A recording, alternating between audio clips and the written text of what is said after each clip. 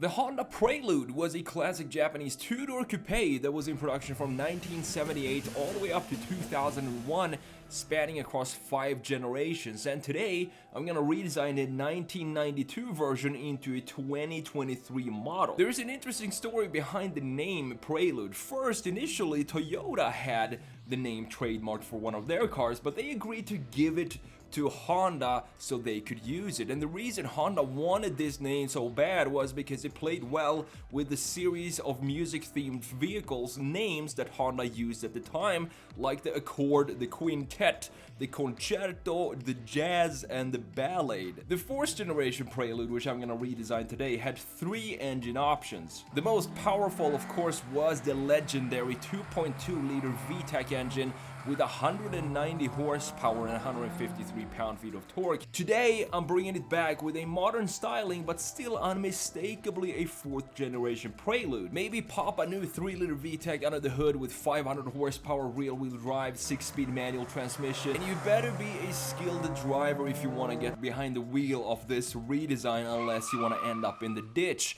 And speaking of car accidents, I want to take a moment to introduce today's sponsor, Morgan & Morgan. In 2020, there were over 5 million car accidents on the roads. That's 15,000 a day or 600 an hour. And those in an accident can be entitled to more than you think. And did you know that you don't really need a lot of money to hire a lawyer? When you're injured, you deserve compensation, and the size of your law firm matters. Morgan & Morgan is America's largest injury law firm with over 800 lawyers and over 100 offices nationwide. And the best part, Morgan & Morgan's fee is completely free unless they win your case. Over 3 million people trust Morgan & Morgan, and getting started is easy. Just check out the link in the comment section for more information. Thanks to Morgan & Morgan for sponsoring this video, and now let's get back to the redesign. Before we jump into the redesign, let's have a look at the generations of the Honda Prelude. Up here we have the 70s, the 1st generation, which looks very 70s indeed, but I think this could look really cool with a modernization. For example, removing this big bumper in the front end, add some new wheels onto this car. It was still a pretty clean looking car because we have a very boxy design that seems to be coming back today, and we also have this almost Datsun 240Z bulge in the hood, which I think looks really cool as well. Moving down to the early 80s, we have the 2nd generation, and this is where they introduced the legendary pop-up headlight. And comparing it to the 1st generation, there is a big difference here, specifically in the front end fascia. With these pop-up headlights, it creates a more sleek looking front end, still pretty boxy design. We're not into the late 80s and 90s just yet, so it still looks pretty good. And it's same thing here, just change out the wheels and I think we can have a pretty decent looking car by modern standards. Then moving down to the late 80s, we have the 3rd generation, which is a pretty small change from the 2nd generation. The base body or the body lines look pretty much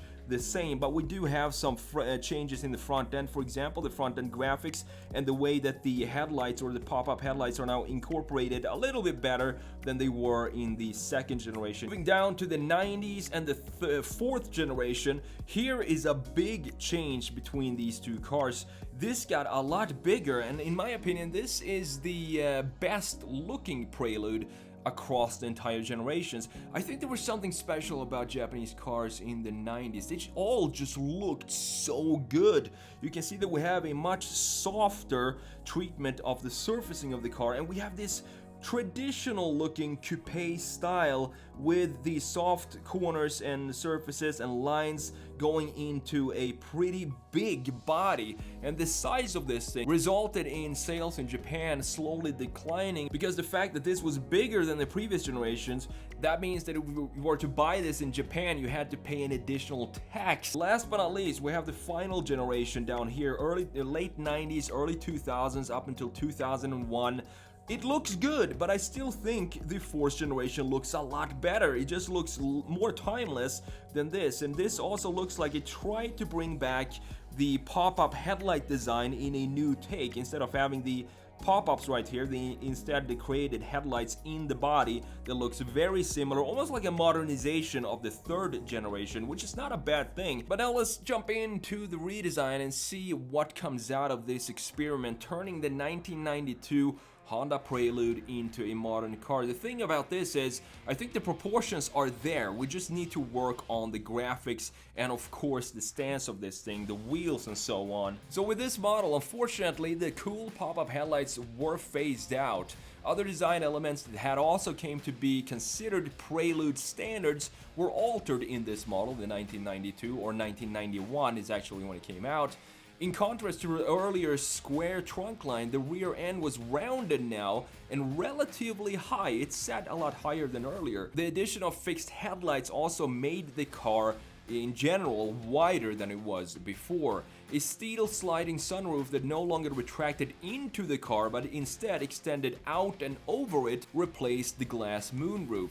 And the gauge cluster's light blue backlighting was carried over from the third generation, which I think looks really cool. Speedometer and tachometer needles were made translucent on later models as well, with all VTEC and SE models receiving leather interiors. In contrast to the US version, which only had 7 speakers, the European and the Japanese models also had an 8-speaker audio system with a rear center subwoofer and a speaker mounted in the center of the dash, and this is the one that was missing on the US versions. With the third generation Prelude, sales slowly began to go down, owing to competition from other Honda offerings such as the Accord Coupe and the iconic Honda S2000, which was more expensive than the Prelude, but it did offer a lot of special things such as rear-wheel drive, a 6-speed manual transmission, and 40 more horsepower, and of course a convertible top. So now looking at this redesign, as I said, I think the proportions are there and there's just something special with Japanese cars, sports cars from the 90s. You have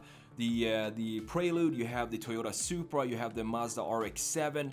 They all look fantastic, and I think they all look better than the generation that came after it, and that's the case with the Prelude here as well. So the proportions are there. The proportions of a two-door sports car is intact, even though this came out in 1991. So what I'm gonna do, I'm gonna modify the relationship, the ratio between the greenhouse and the body a little bit, so have the greenhouse feel a little smaller and more modern. I'm not gonna touch anything inside. I love this line that goes from the front end bumper through the side of the car and into the rear bumper. I think that's a gorgeous line that I want to keep. But of course, we need to lower the car, bring the car closer to the ground in order to make it look modern, and that means we need to add some additional pieces and parts onto this car, in addition to some gorgeous looking wheels as well, to really properly plant this car.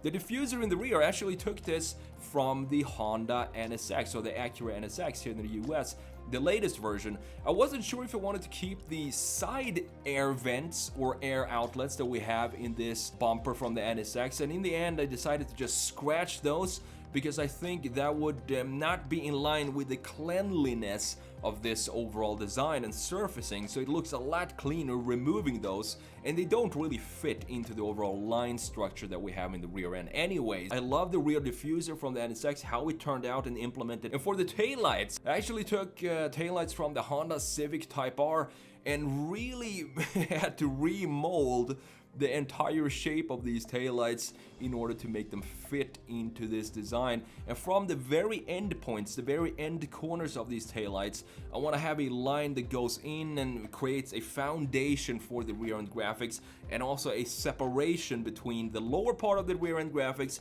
and the top half of the rear end graphics by creating this line. Another line that goes out from the end corners of the taillights are the shoulder lines. So I want to have a stronger muscle there, and just one sharp line in all of this softness that we have from the 90s to just bring it into the modern era, and also create a very subtle shoulder line going from the front end fender as well, connecting to this muscle in the rear. I think this is one of my favorite redesigns I've done to date. I think it turned out absolutely fantastic, and I want to see this out on the streets. Let me know what you think in the comments below. Thanks for watching, and I will see you in the next video.